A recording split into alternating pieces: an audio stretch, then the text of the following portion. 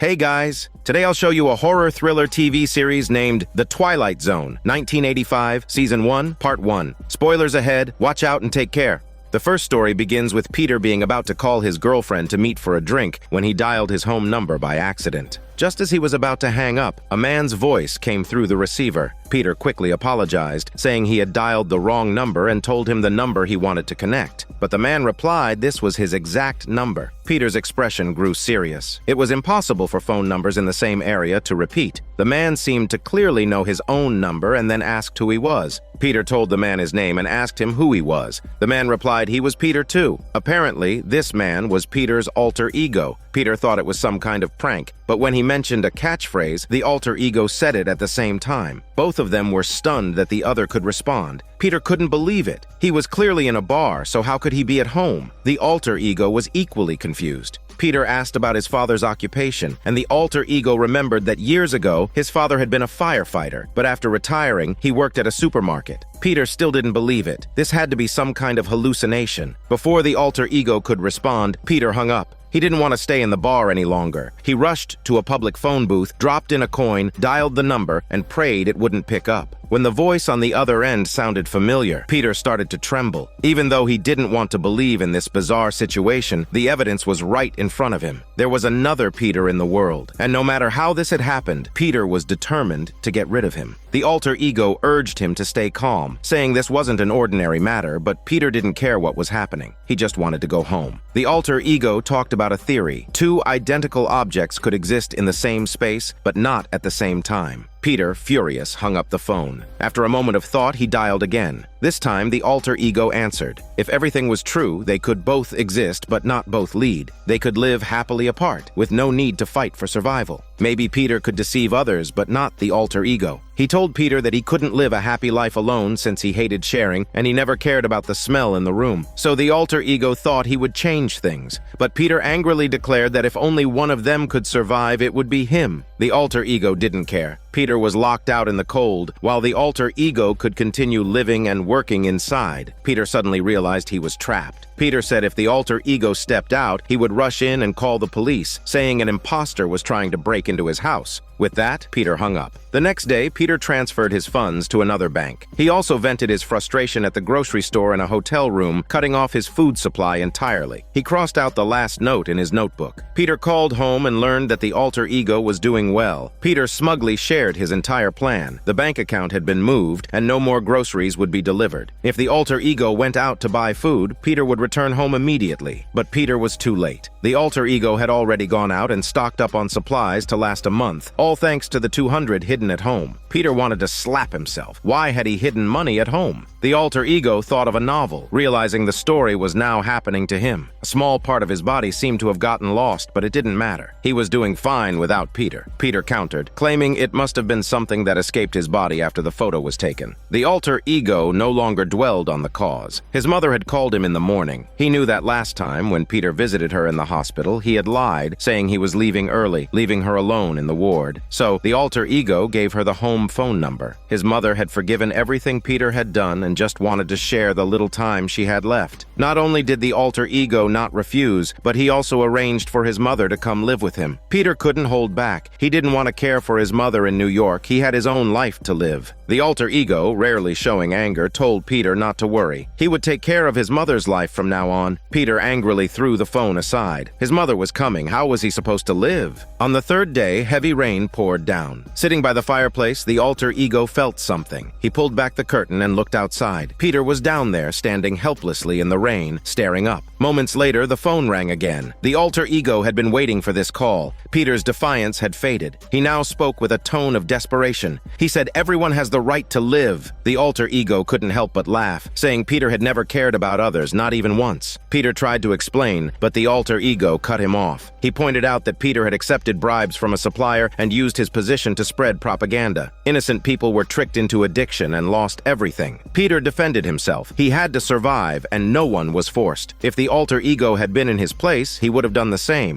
But the alter ego said no, he wouldn't. In fact, he had already reported the supplier's shipments to the authorities. Peter broke down, asking why he would do that. Then he hung up. On the 5th day, Peter looked pale and gaunt. The phone rang again. It seemed that the alter ego had taken over everything. Almost everyone around them had grown to dislike Peter, even his girlfriend. But the alter ego promised to make things right. He would fix it all. Someday, a child would carry Peter's name, and he wouldn't have to worry about the house or the past. Peter wept. Grief, regret, helplessness. There was nothing he could do. The conversation was brief. On the 6th day, the breaking point, Peter collapsed in bed. The door opened. Peter shrank back in fear. But outside, the sky had cleared. The key had been picked up from the front desk. Peter was barely holding himself together. His voice was hoarse. He dragged himself to the window and sat down. In just 6 days, everything had changed. The roles had reversed. The alter ego, who was once just a shadow, had now become the real person, and Peter, a fading echo. Soon, Peter would be nothing more than a memory. His old life had been miserable anyway, a kind of invisible, slow death. The alter ego was trying to change everything. He was doing well with his girlfriend. His mother would arrive Tuesday. He would spend the remaining time with her, making up for the 25 years of absence since their father passed. The alter ego asked Peter if there was anything else he wanted, anything he still wished to do. He'd make it happen. Peter stared blankly out the window. Everything had been taken care of. But the alter ego reminded him to always stash some money in the house for emergencies. That much at least they agreed on. He'd already hidden the cash. Slowly, Peter reached out his hand. The alter ego took it, firm and steady, like passing a baton. Peter's body gradually faded away. When the alter ego turned back to the window, all that remained was a folded blanket on the floor. It had been a brief battle for the soul between a man who had lost himself and the same man who finally found his way back.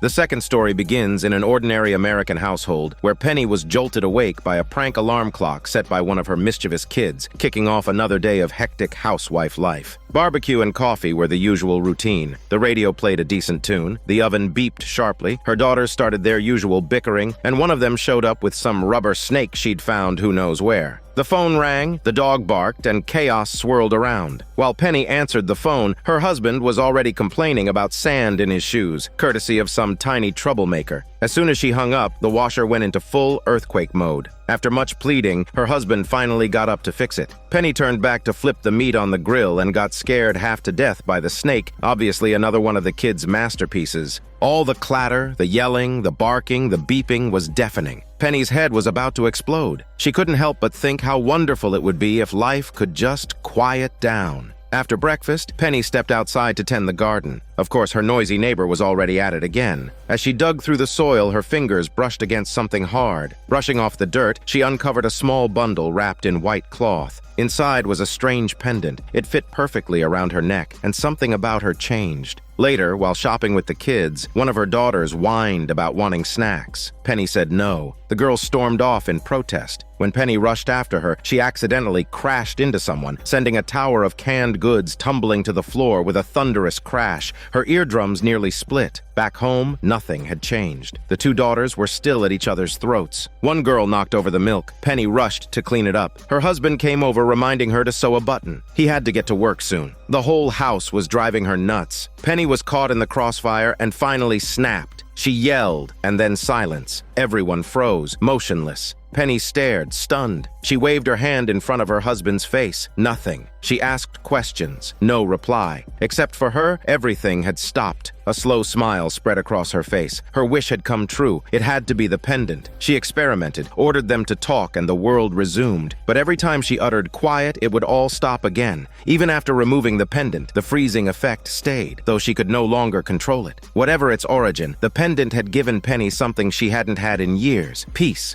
That night, one of the rare peaceful ones, the husband let out a piggy snore like a tractor engine. The news anchor on TV started reporting on some major international crisis. Penny whispered, "Quiet." Instantly, the anchor went mute, and the snoring stopped. She promised herself she'd never take off the pendant. When she finally allowed things to resume, the anchor was mid-sentence. If these negotiations fail, it could mean the end of all life as we know it. Penny casually turned off the TV. Morning noise faded. She sipped her coffee in pure serenity. No shouting kids, no nagging husband. The world felt magical for once. The husband struggled with his half-tied necktie. The girl spilled the milk again. Penny looked at the mess and burst out laughing. Now this was a normal breakfast. No noise, no chaos, just silence when she wanted it. Later, Penny went shopping alone. She reached for the last box of limited edition snacks for her kids, only to have another woman snatch it first, smugly heading for the checkout. Penny didn't hesitate. She froze time, calmly walked over, took the box out of the woman's cart, and replaced it with a regular one. She had no interest in stealing, just fairness, with a side of satisfaction. To pay, she strolled over to the manager, counted out the exact cash, and stuffed it into his mouth, replacing the need for a cashier altogether. Outside, a handsome man caught her eye. She couldn't help herself. She reached out and gave him a playful little poke, then bolted away. A frozen world could be a bit creepy after all. If anything moved suddenly, she'd probably die of fright. That day, Penny was busy cleaning the house when the doorbell suddenly rang. She opened the door to find two members of the Peace Association, a non-profit organization representing people concerned about the future. They invited her to a debate on whether nuclear weapons should be allowed to exist on Earth. Penny had neither the time nor the interest for such matters. One of the young men seemed disappointed. He argued that if more people became indifferent to what's happening in the world, global issues would never get resolved. Penny didn't want to hear another word. The moment she said quiet, everything stopped. To ensure they wouldn't bother her again, Penny gently dragged the girl onto the lawn, laying her out neatly. The boy got the same treatment. They looked quite tidy, side by side. Satisfied, Penny went back inside and resumed time. The boy opened his mouth to keep persuading her, but the girl quickly yanked his arm, pulling him away in a hurry. Just then, the hum of helicopters echoed from the sky, ominous, as if something was about to go very wrong. That night, the husband was fiddling with the radio while Penny soaked in the bath, imagining what life would be like if she could always enjoy this kind of peace and quiet. Suddenly, her husband called out to her in alarm. A siren blared through the radio. Penny assumed it was just another house chore until she heard the broadcaster's voice saying that the Soviet Union's first missile was about to enter U.S. airspace. The country was instantly thrown into chaos. The silence Penny had once longed for was now the harbinger of destruction. The broadcast urged everyone to find the nearest fallout shelter. Even the television flashed with emergency alerts, proof that this wasn't a prank. Nuclear war had officially begun. The U.S. and Russia had launched missiles at each other. Penny stood frozen in disbelief. Her husband gathered himself and told her to get the kids. If this was it, they needed to be together. There was no time to prepare. The missiles were already overhead. The daughter ran in, asking what was happening, and her husband broke down in tears. Penny whispered, "Quiet," and the world stopped. The sirens ceased. The red flashing alerts froze on the screen. Everything was still. She gently stroked her husband's face, her heart aching. If she could choose, she'd rather live in a noisy, messy, imperfect world than face this moment of final, silent goodbye. Outside, the streets were chaos frozen in time. Half-open car doors, people on the verge of crashing, a man mid-fall, unsure if he would live or die. Everyone's eyes were locked in the same direction. Penny walked through the frozen crowd, weaving between people. When she turned, a man startled her, but even he was suspended mid-motion. Then she looked up. Above, high in the sky, a missile hung still, motionless. What could she possibly do to stop it? Was there any way to prevent it from falling, or would she have to live in this suspended world forever, trading reality for eternal silence?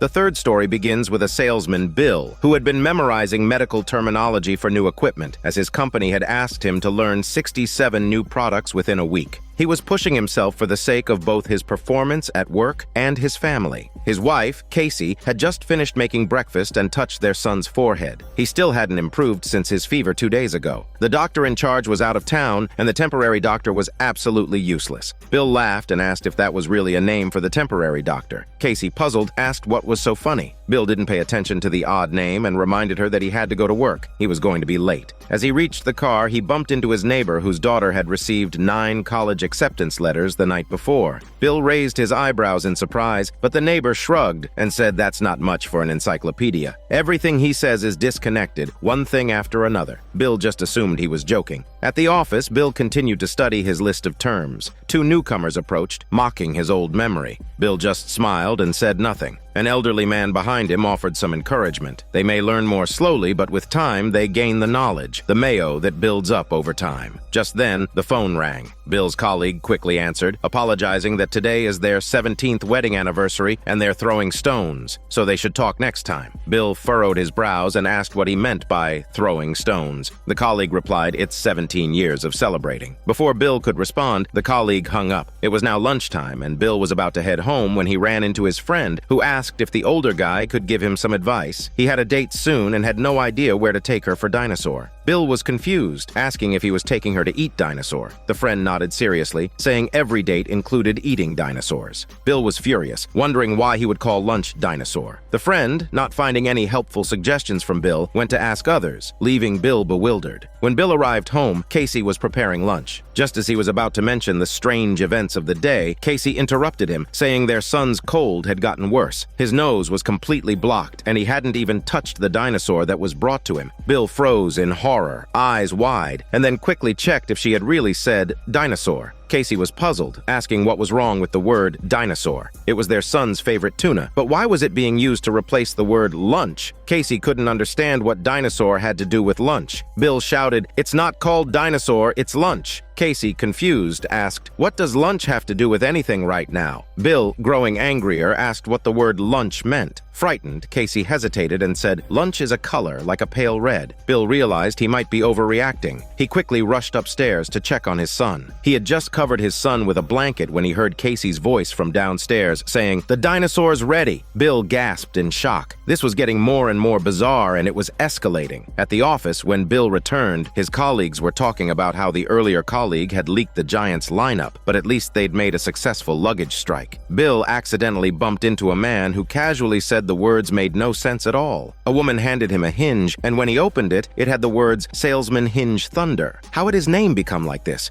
At his desk, the elderly man was debating why they didn't just put the restaurant in the pot and mentioned something about iris magic ringing. Bill picked up the phone, only to hear someone talk about substituting corn with cornflakes. He was so startled that he dropped the phone. Panicked, Bill rushed out of the office. He got into his car, ready to drive off, when the seatbelt alarm went off, reminding him to buckle up. The radio was blaring a jumble of random words. Furious, Bill turned off all the sounds. At home, just as he was about to relax, Casey rushed downstairs, spouting a string of incomprehensible words. None of it made sense to Bill, but he could tell from her frantic tone that something was wrong with their son. Realizing that his son was in danger, he rushed upstairs. He touched his son's forehead and found his fever had worsened. His son was also breathing heavily. It was likely pneumonia. He had to get him to the hospital immediately. As he picked his son up and told Casey to grab a blanket, she didn't understand what he was saying. Bill had no choice but to roll the blanket up himself and hold his son tightly. When they arrived at the hospital's front desk, Bill urgently explained that his child was struggling to breathe, but the nurse couldn't understand him. Bill shouted for Casey, and she quickly came over. Bill explained their son's condition, and the nurse touched the boy's forehead, then pointed toward an inner ward. The two of them hurried after her. Their son was placed on a hospital bed, gasping for air, while the doctor started assessing his condition. Bill stood by, unable to understand what the doctor was saying. As they anxiously waited for the results, although the couple's words no longer matched, their hearts were completely focused on their son. Bill's face was full of sorrow, and the two of them embraced tightly. Just then, the doctor came over and said the puzzle had reached its highest point. Casey sighed with relief, and Bill could tell their son was going to be okay. Their son's condition had been managed in time. Bill thanked God for saving his child, hoping he could hear his thanks. Back home, Bill enjoyed his wife's dinner. Casey asked if they were eating the sand from the tray. Bill replied, "It's delicious." Their hands intertwined, and Bill went to his son's room. After turning on the light, he picked up a children's book and started reading. The book, originally for children, was now being read seriously by Bill. He read aloud one word, Wednesday. He was starting to relearn the language system. Even though the world was changing so rapidly, he was determined to overcome everything. Life, in its most beautiful moments, was always unstable, whether in the past, the present, or the future. The fourth story begins with a sweet couple going out for a picnic. Just as the wife suggested opening a bottle of champagne, the husband had already secretly uncorked one and started pouring it into their glasses. Jenny began unpacking the lunch when she suddenly heard a pop from behind her. Turning around, she saw her husband, Paul, opening another bottle of champagne. Confused, she asked if he had opened two bottles. Paul didn't understand, but Jenny was sure she had heard the second cork pop. Just then, Paul's voice began to sound strange, and his movements seemed to freeze in place, as though something was glitching. Jenny chalked it up to her imagination. Paul called the kids to come back for lunch. As Jenny continued unpacking the food, she noticed something odd. The roast chicken she had just placed was gone. She then found it in the picnic basket, the same one that should have already been out. Paul's voice grew even more stuttered and disjointed. Jenny couldn't figure out what was going on. The girls nearby were already starving, so she placed the chicken down on the blanket. Paul noticed that something was wrong and asked her what was going on. He asked 3 times in a row. Jenny was confused by his repeated questions, but Paul insisted he had only asked once. Yet she clearly heard him ask 3 times. The world around them began to glitch again. Maybe they both needed a drink to toast their little home and the joys of each day. Suddenly, Paul's expression began to twitch uncontrollably. His smile distorted with an eerie echo, leaving Jenny speechless.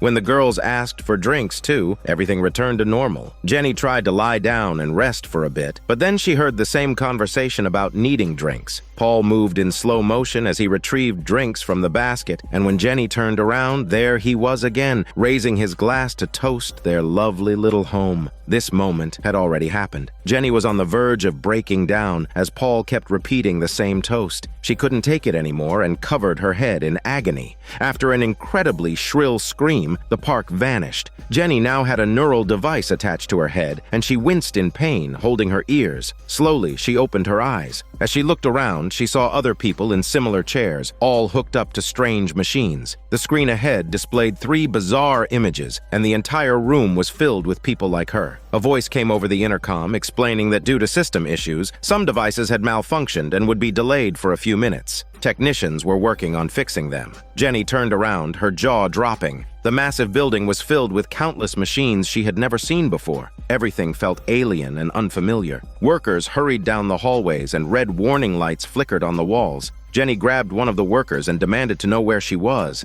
The man didn't answer her question directly. He explained they had to maintain the machines to ensure they didn't distort people's minds. He then told Jenny to relax and lie back, reassuring her that everything was under control. He told her she got 6 minutes left, but Jenny couldn't understand what he meant. The man explained the machine malfunctioned earlier, causing the repeating loops. Jenny nodded, understanding that much, but now she wondered if this was a dream or was some terrifying nightmare. The man calmly explained this was the real world. The picnic, the family, it was all just part of the dream. It's a fully immersive simulation. Now, she had 6 minutes left before she was pulled out of it. He once again encouraged her to relax and return to her chair. Once the machine was fixed, the system powered back up, and Jenny woke up on Paul's lap. He thought she had just fallen asleep like a pig, and their daughter was playing nearby. Jenny was left feeling like she'd just had the strangest dream. But in the real world, sparks shot from the machines. Staff rushed to intervene, but it was too late. Thick smoke quickly engulfed the room. Jenny smelled something burning, but Paul didn't notice. He could feel Jenny trembling, though. Jenny tried to explain the strange events she'd just experienced, though the dream was already fading from her memory. It felt like she had been just another worker in some futuristic factory, surrounded by this peaceful environment. But she stopped explaining as the fire was being put out in the real world. The technician tried to shut off the power, but a safety lock blocked him. The machine hadn't been equipped with fire-resistant measures. Jenny was relieved to be back. She was surrounded by the people she loved, the 2 most precious people in her life, and everything around her was beautiful once again. Dreams and reality seemed so insignificant in comparison. But in the real world, Jenny had already passed away. She had left peacefully, without any pain or scars. A worker took one final photograph of her, and then everyone returned to their duties. Perhaps this world wasn't truly real, just a glitch-free simulation of reality, but it was a rare event, only noticed by a few, and existed in the fleeting space between worlds, between life and death. The 5th story begins with the astronaut Simmons reaching for the broken camera to repair it when a strange purple light flashed the next second. In the stunned gaze of his companion, he disappeared, leaving only the malfunctioning camera behind. The companion quickly called for backup, horrified to realize that the camera had consumed Simmons. The group of astronauts was carrying out a mission. This was the female astronaut's first time going out on a reconnaissance mission, and as she floated out into space, the stunning beauty of Earth was laid out before her. Just as the checks were nearing completion, the female astronaut suddenly noticed a purple flash. Her teammate claimed not to have seen anything. The flash appeared to have come from the elbow of the spacecraft's arm, like a camera flash. It was gone as quickly as it had appeared. Clearly, the source of the flash was the camera, which had been placed in a sealed chamber by a robotic arm. Scientists remotely controlled the machinery to evacuate the room, and after an initial scan, they found nothing unusual. Astronaut Cool thought it was all a bit overblown, just putting the camera into isolation like that. The woman on the phone confirmed that Simmons was still missing, but the idea that a camera could eat someone was just too bizarre. There was only one witness, making it hard to believe the incident. A sidekick astronaut suggested giving up on the search, but some still weren't convinced. He stopped explaining, saying that anyone who went in to check would certainly die. Suddenly, the camera emitted a powerful purple light, illuminating the entire lab. The group, stunned, watched as Simmons appeared inside the isolation room. As they approached, he began shouting to be let out. The sidekick astronaut was sure it wasn't really Simmons.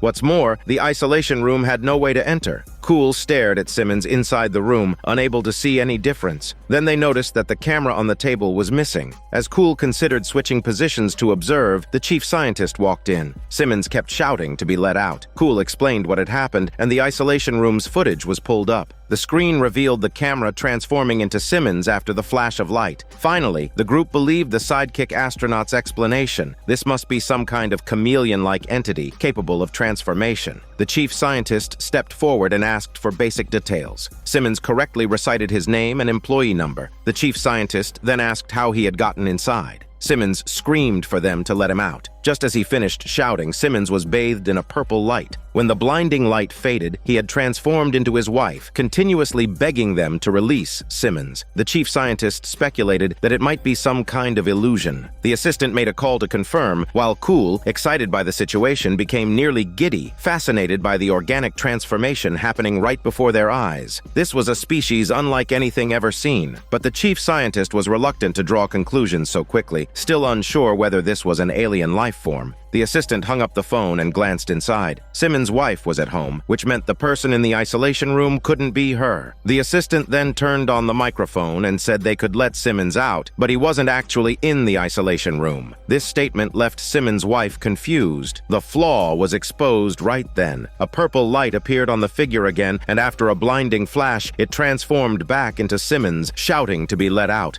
After this test, it became clear that the alien could not only shapeshift, but also absorb memories from the brain, knowing everything Simmons knew. It could even skillfully use his knowledge, memories, and emotions. This entity was incredibly bizarre. When it realized it couldn't get out, it began smashing everything inside. The chief scientist immediately activated the number 6 air pipe, and as the tranquilizing gas slowly filled the room, Simmons collapsed in exhaustion. The chief scientist, wearing a mask, walked into the room, with Simmons lying still on the ground. Cool quickly reminded him to be careful. The chief scientist took out an instrument to measure Simmons's pulse, and after confirming the readings were normal, he instructed the gas concentration to be increased to prevent any accidents. As he was about to add more sedatives, Simmons suddenly sprang to his feet, startling everyone. The room lit up with purple light again. Before they could react, only a device was left, continuing its countdown. Cool felt something was terribly wrong. Although everyone thought it was impossible, the device in front of them was a nuclear device. This meant an atomic bomb would explode in 2.5 minutes if Simmons wasn't let out. The consequences would be unimaginable. The chief scientist, who had been developing weapons for over 10 years, possessed the technology to make nuclear devices, but no one knew where the materials came from. It was as if he could make them so easily. With less than 2 minutes left, Cool ignored his colleagues' protests and decided to step into hell. He approached the bomb and said Simmons could leave, but seeing it still counting down, Cool promised there would be no harm. They just wanted to understand how this happened and control it to a small degree. After all, this was human nature, sometimes good, sometimes bad. The countdown continued, and Cool's expression turned cold. If they all were going to die, it meant only Simmons would survive. With the bomb counting down the last 3 seconds, Cool's nerves were on edge. A blinding light erupted, and everyone was momentarily blinded, but the explosion didn't happen. Cool looked up to see the chief scientist standing to the side, then, in a daze, running out of the room. Cool quickly followed, his mind full of unanswered questions. By the time he reached the outside, the chief scientist had disappeared. Cool looked up and quickly climbed up to find him. He spotted the chief scientist standing still, observing. Cool realized the man before him wasn't human. He could make the alien leave, but it required the release of both the chief scientist and Simmons. The man said there were no prisoners. This was a desire. Cool was confused. The man extended his hand, inviting Cool to leave with him. He said the answer could only be found by searching for it, and there was only one opportunity to see the entire universe. Cool shook his head, rejecting the allure of the stars. Hearing this, the the alien turned to leave. Cool, still curious, asked why he was here. The alien replied, "It's just out of curiosity." Then, amidst the astonished gazes, it slowly began to emit purple light and transformed into a giant sphere of light. Cool, blinded by the brightness, watched as it slowly rose into the sky and disappeared into the night. As an interstellar traveler, it drifted through the multiple worlds of the solar system, with thousands of voices echoing in its memory. For Cool, this was a miracle, but sooner or later, humans would be able to explore the vastness of the stars. Tonight's unresolved mystery was sealed away in the mysterious realm between life and death. The sixth story begins with a robber named Jackie who had triggered an alarm while attempting to steal from a museum, and when the security guards arrived, they fired a shot. Yet he managed to escape. However, the bullet had already pierced his abdomen, and he would soon bleed out. The gemstone in his hand suddenly began to glow, flickering repeatedly in Jackie's surprised gaze. Eventually, the light slowly faded. He lifted his shirt to inspect the wound, only to find that it had completely healed. After evading the pursuit of police cars, Jackie hurriedly fled. Back at home, he couldn't stop staring at the miraculous gemstone. Suddenly, there was a commotion outside the door. The man kept pounding on Harry's chest, but to no avail. Jackie stood there, shocked. Harry was his best friend. No matter how he shook him, there was no response. Suddenly, Jackie remembered the gemstone. He rushed back, held it in his hand, and pressed it against Harry's chest. He closed his eyes, and the gemstone in his palm began to glow again. The neighbors urged him to let it go, but to everyone's astonishment, Harry actually moved. The gemstone gradually dimmed, and Harry came back to life, describing a strange sensation. A white light appeared before him, and his soul was returned. Jackie carefully examined the gemstone again, but Harry had other ideas.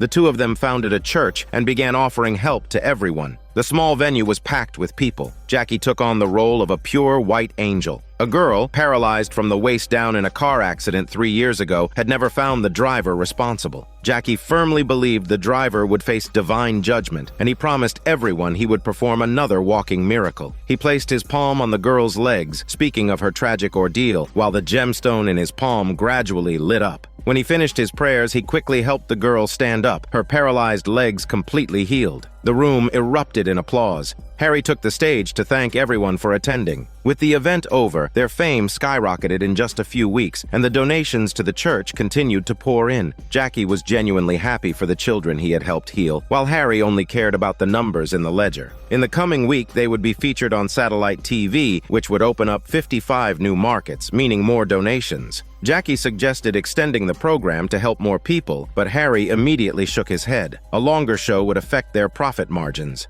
As Jackie turned around, a man suddenly appeared behind him. Harry, however, announced that no more guests would be seen tonight. The man introduced himself as Dave, explaining that he was not seeking healing. Jackie was holding something belonging to their people, the sacred stone that could heal anything. It shouldn't be used in this way, and it must be returned to its rightful owner. Jackie agreed that it was time to return it, especially since they had already made a fortune. However, Harry was unwilling to give it back. The two locked eyes, their gazes intense. Dave's anger was not as expected. Instead, he simply reminded Jackie that they had reached a turning point. The path he had chosen might not be the one he was familiar with. With that, he turned and left. They moved into a luxurious villa, with enough money in the bank to last a lifetime. But what if Dave went to the police? Harry told Jackie to stay calm. He knew some people on the street who could settle things with money. Just then, the phone rang and a man named Joe arrived for a visit. Jackie smirked slightly, thinking to himself how things had changed. What goes around comes around. Joe came in, enthusiastically offering a hug, but their relationship was far from friendly. 11 years ago, Joe's men had brutally beaten Jackie. Although Jackie wasn't one to hold grudges, he wasn't going to make it easy for him. After the awkward silence, Joe revealed he was there to ask for healing. His lung cancer had spread, and he only had about 5 or 6 months left to live. He humbly begged Jackie for a cure, promising any amount of money. Despite never caring about others' lives, he was now desperate to survive. Jackie immediately rejected his request. Joe lowered himself even further, pleading, even getting on his knees, willing to do anything to stay alive. Jackie wasn't satisfied, so he demanded $1 million. Joe became displeased, but Jackie held firm, raising the price to $2 million.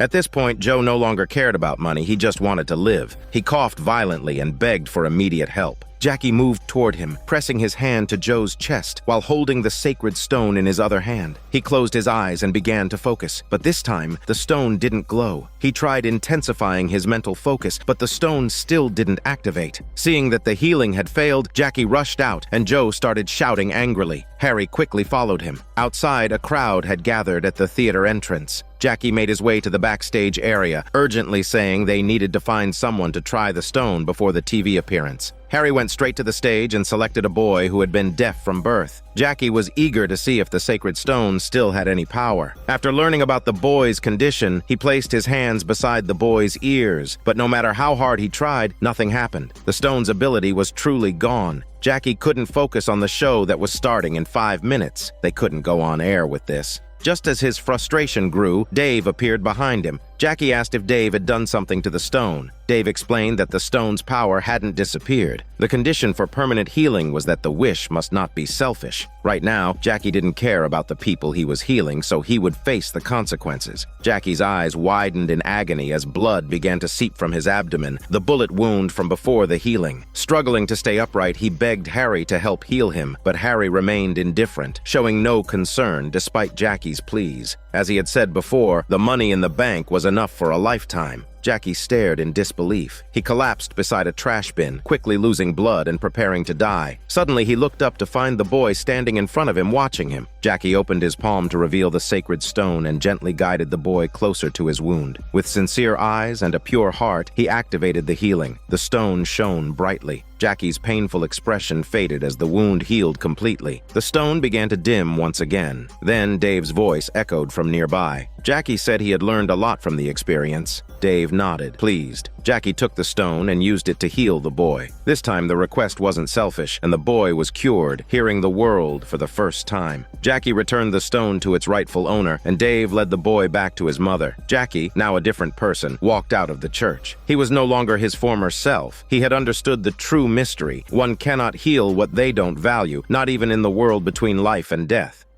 The 7th story begins with Debbie carefully placing each of the little dolls in their designated spots. This was what a warm, cozy home should feel like, how she wished she could have such a family. But outside, the sound of her parents' constant arguing filled the air. The harsh words drifted into the room, but Debbie acted as though she couldn't hear a thing. She continued brushing the doll's hair, then gently laid the teddy bear on the bed and kissed it goodnight. She opened the drawer and pulled out an old invitation with the words "Children's Zoo" written on it. After changing into a satisfied outfit, she picked up her favorite toy, looked around the room, and took in the sights. This room was filled with bad memories, yet it remained her favorite. With a deep breath, she shut the door tightly behind her. When she entered the living room, her parents were still bickering. The man complained about not being able to rest even on the weekends, while the woman regretted ever marrying in the first place. Finally, Debbie found the courage to speak. She handed the Children's Zoo invitation to her mother. The mother had never heard of such a place, and the invitation looked so dirty. Debbie stood quietly, not saying a word. Her father complained about how his wife should speak with more love. Debbie still didn't say anything. Her father also didn't know what this place was, but the map indicated it was 20 blocks away. Yet nothing seemed to be there. He passed the task off to his wife, saying taking care of kids was too much of a hassle. The mother didn't want to take Debbie out either, but the father insisted. When he saw that the invitation mentioned both parents had to accompany their child, he grabbed it and read what seemed like a strange request. But since they had already promised their daughter, they agreed to take her to the zoo. Debbie whispered something in the ear of her toy, then the three of them drove off. The father hoped it wouldn't be too crowded, while his wife told him to stop jinxing things. Both of them just wanted to get back home as soon as possible. Soon they arrived at the Children's Zoo, greeted by colorful murals and a warm, welcoming entrance. Despite it being the busiest weekend of the year, there wasn't a soul in sight. Debbie walked ahead, leaving her parents still arguing over trivial matters. A staff member welcomed Debbie and asked if she had received the invitation from a friend at school. Debbie shyly nodded. The woman confirmed if Debbie knew what the place was all about, and Debbie nodded again. She then walked through a side door. Her mother shouted after her, angry that her daughter was running off alone. The staff member reassured them that it was better for the child to explore on her own. They would take the parents to a waiting room where they could meet up with Debbie after the tour. Eager for a little peace and quiet, the couple agreed. They walked into the dark revolving door. Inside the zoo, the intercom kindly provided instructions for visitors. Debbie approached the first cage. To her surprise, there were no animals inside, only a pair of nearly insane-looking parents.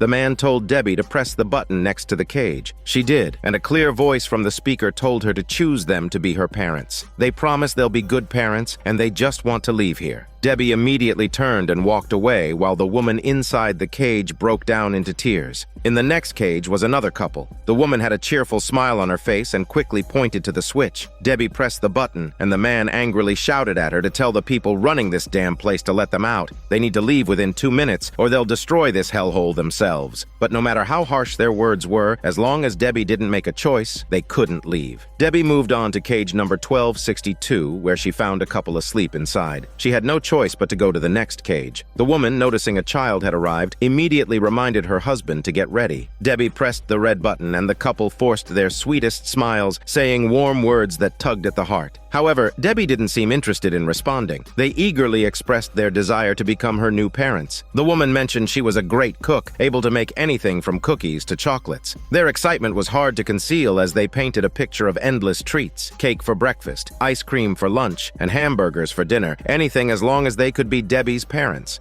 After hearing all of this, Debbie moved on to the next cage. Inside were a couple sitting calmly. After pressing the red button, the man said in disbelief that Debbie was so young to be here. She must be the youngest kid in this zoo, maybe only around 4 years old. Debbie nodded in response. The man then shared how they had brought their child to the zoo when he was 7, a long time ago. Over the years, they had reflected on their actions and now understood how to be good parents. They sincerely asked for another chance to be the best parents they could be. Debbie quietly observed the couple. They wore genuine smiles without any pressure or deceptive flattery, just a peaceful willingness to accept whatever decision Debbie made. At that moment, Debbie made her choice. The staff member smiled and congratulated her on picking a good family. For the first time, Debbie smiled, and the three of them left the zoo happily together. Meanwhile, Debbie's parents were locked in a cage. They watched helplessly as their daughter left, constantly pleading not to be abandoned and promising to quit smoking forever. But it was too late. They could only reflect on their mistakes, hoping that someday a child might accept them. If not, they would remain trapped in the children's zoo of the underworld forever.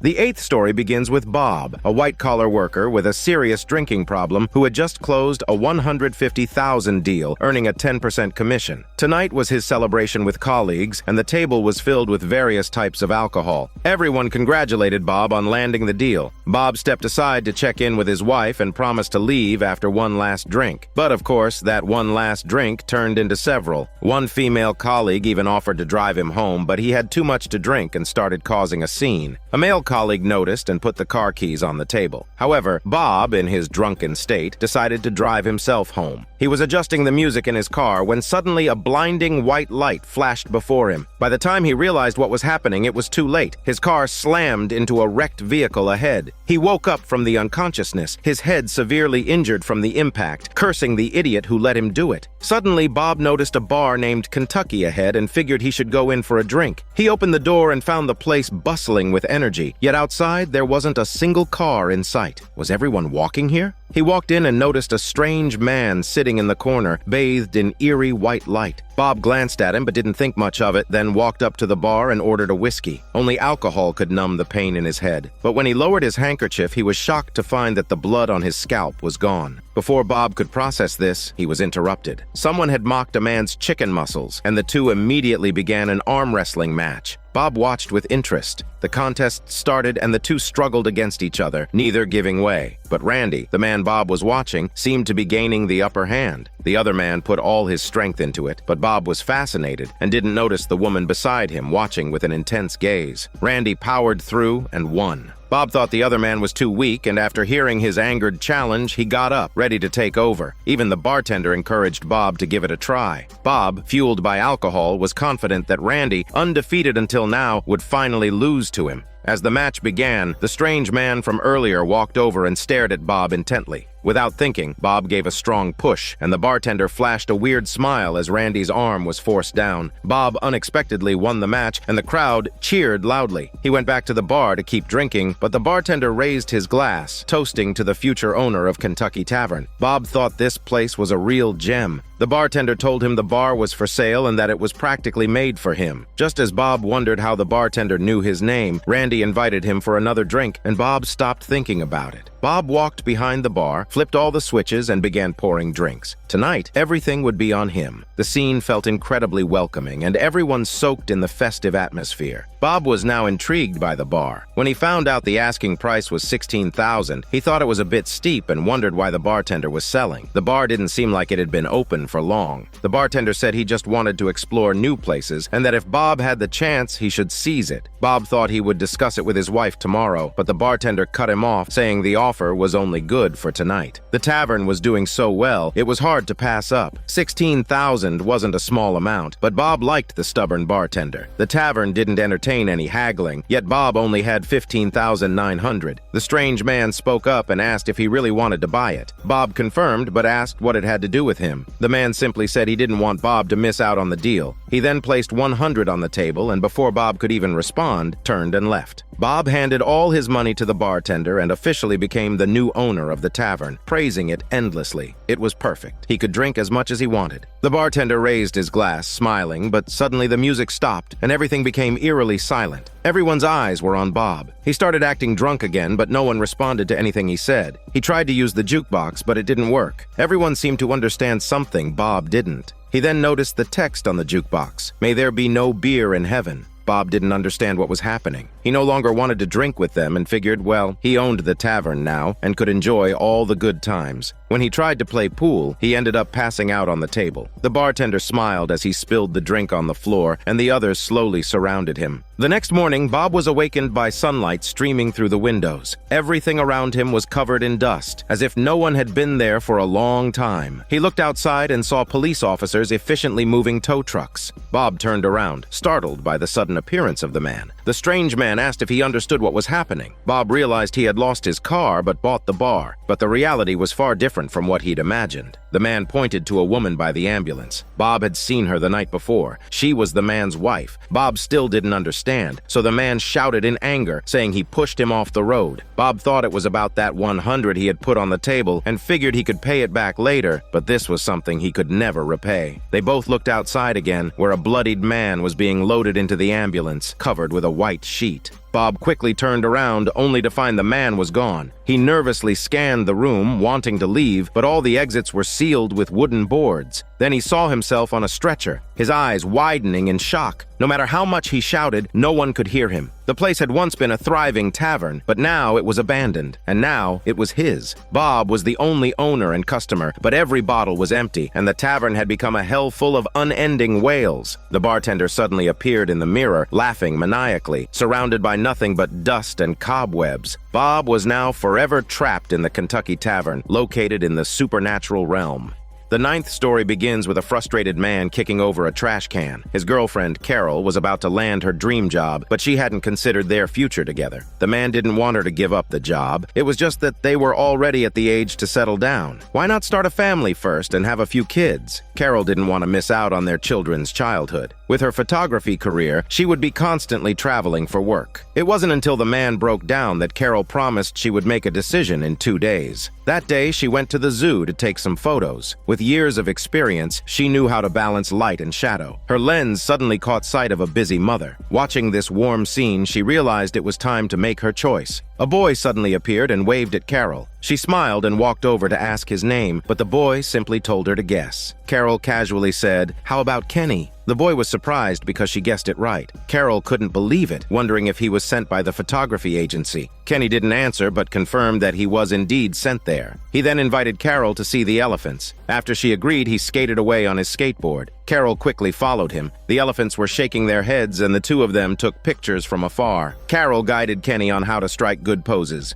There were moments with the gentle giraffes, and other times with the silly gorillas. Carol laughed out loud. When they reached a beautiful photo spot, the two of them embraced for a picture. After the photo was taken, Kenny suddenly asked if she was happy today. Carol paused for a moment before answering that she was indeed happy, and she took some great pictures today. She just saw the day as part of her work. Her clients would love these photos, and that was what mattered most, even though she genuinely enjoyed herself. Kenny's smile began to fade. Carol, still wanting to walk him out, saw him grab his skateboard and skate off, disappearing into the crowd. Carol began to worry about his safety. Back home, she developed the photos. In one of them, Kenny's figure was clearly visible. Carol was quite pleased with the shots, especially the close-up. Late at night, she stared at the photo on the table, unsure of what choice to make. Should she continue chasing her dream job or focus on starting a family? Even her cat couldn't give her an answer. At that moment, there was a knock on her boyfriend's door. It was the last day for her decision, and Carol arrived with her camera. Her boyfriend could already guess the outcome. She didn't want to give up her job or she'd regret it for the rest of her life. This was the opportunity of a lifetime, a chance to make her mark internationally. Her boyfriend's dreams were shattered. He tried to make one last plea. How could her job be more important than their relationship? But for Carol, without the camera, she'd lose her light. Her boyfriend couldn't change her mind. In silence, they put an end to their relationship. As they hugged, Carol glanced out the window and saw Kenny standing below, looking up at them with a confused expression. Carol thought she might have imagined it, but when she looked again, he was gone. When Carol returned home, she turned on the lights and was startled to see Kenny standing behind her. It was like a doorway surprise moment. Carol, confused, asked how he got in. Kenny just stood there, silent. Carol quickly asked what was wrong. Kenny asked why she had rejected her boyfriend. Carol looked shocked. No one could possibly know about that. Kenny still didn't answer the question. If she took the job, she'd lose a lot of things, including the chance to see him again. Carol felt very confused after hearing this. They had just met, after all. Then she realized that the boy wasn't sent by the agency. Kenny had never said he was. It was just something Carol had assumed. He apologized for keeping that hidden from her. Carol didn't seem upset with him, but it was time to go home. Kenny shook his head. He had no home, no one to care for him. Carol offered to call a cab for him, but Kenny ran off before she could. She chased him to the corner only to find herself facing a dead end, and the boy had disappeared. What was going on? The next day, Carol looked out of the window and saw Kenny looking back at her. He quickly crossed the street on his skateboard. She rushed downstairs and chased him into the park, where he stood waiting for her. Carol approached and apologized for the questions she'd asked the night before. She shouldn't have pried. Kenny said it was fine because he already had the answer in his heart, though he wasn't ready to admit it yet. Suddenly, Carol's emotions overwhelmed her. Seeing Kenny's tears broke her heart. No wonder she had guessed his name right from the start. Whatever name she wished for, Kenny could be that name because the boy standing before her was her son. Kenny couldn't reveal his true identity due to the rules. As long as Carol wished for it, Kenny could exist in the world. But at times, a choice had to be made. She would make that choice one day, but not now. Kenny knew that day would come, and that boy could be called Kenny, but it wouldn't be him. Carol choked up, repeatedly apologizing. Slowly, Kenny became transparent. She reached out to him, but her hand passed right through his face. She couldn't touch him anymore. Kenny vanished from the world. The moment Carol made her choice, he would cease to exist, leaving behind only a few precious photos. When Carol finally moved on to her international career, the photos on the wall had all changed. Kenny's image was nowhere to be found. What she had captured before was merely a glimpse into a possible reality, a snapshot from the shadowy world. Now, reality had taken its true form.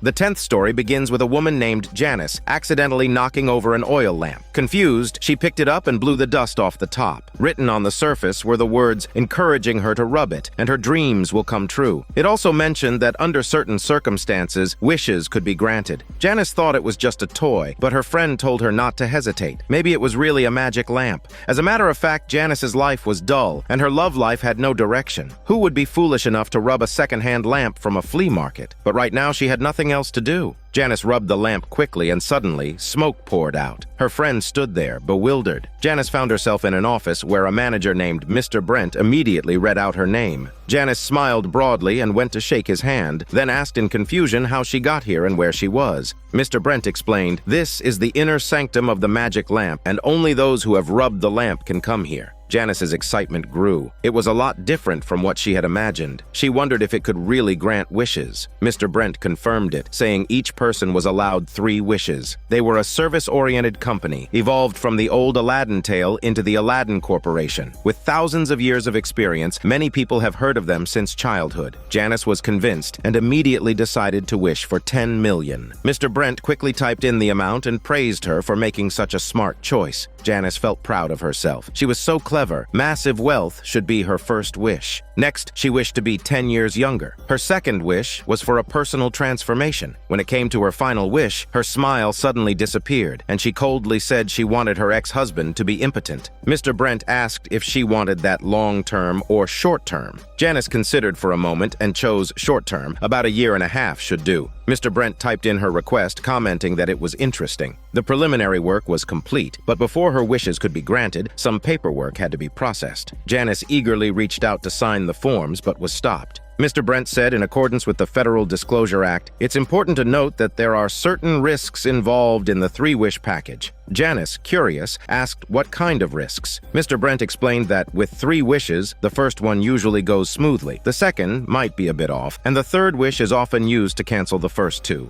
Janice wasn't worried about the risks. As long as her ex-husband stayed impotent for the short term, she didn't care. She quickly signed the form. Just then, Mr. Brent's supervisor appeared. Looking troubled, he instructed Mr. Brent to end the conversation and speak with him privately. Mr. Brent asked anxiously what was going on. The supervisor revealed an issue with a client's account, then disappeared in an instant. Mr. Brent froze, and Janice asked what was the problem. Mr. Brent hurriedly reassured her it's not his fault. It was just a simple mistake that happened to involve the client. It's really nothing to worry about. Janice was left feeling completely confused. Mr. Brent quickly grabbed a file. First, he needed the bank account details to transfer the funds, and he also had to fill out the Social Security registration forms for tax purposes. Janice's eyes widened in shock. She asked if this should be tax-exempt. Mr. Brent replied she had to pay up. It's a full $10 million, after all. After completing the final tax deduction and payment details, they were finally ready to head to the verification window. A bizarre assortment of people stood in line, and the scene left Janice utterly stunned. There were so many people making wishes. Time flew by, and before she knew it, it was nearly 5 p.m., with 3 people still ahead of her. In the distance, the supervisor kept scolding Mr. Brent for being so reckless, exploiting loopholes in the fine print to sneakily acquire the client's assets through a series of underhanded questions. Finally, it was Janice's turn for verification. The woman at the window tossed her paperwork back, clearly irritated. She told Janice she was missing a Form 604. Janice asked what that was. The woman only responded that it was a form that was missing but wouldn't say where to get it. Janice, biting her frustration, asked how to obtain it and was told it could be gotten from the receptionist.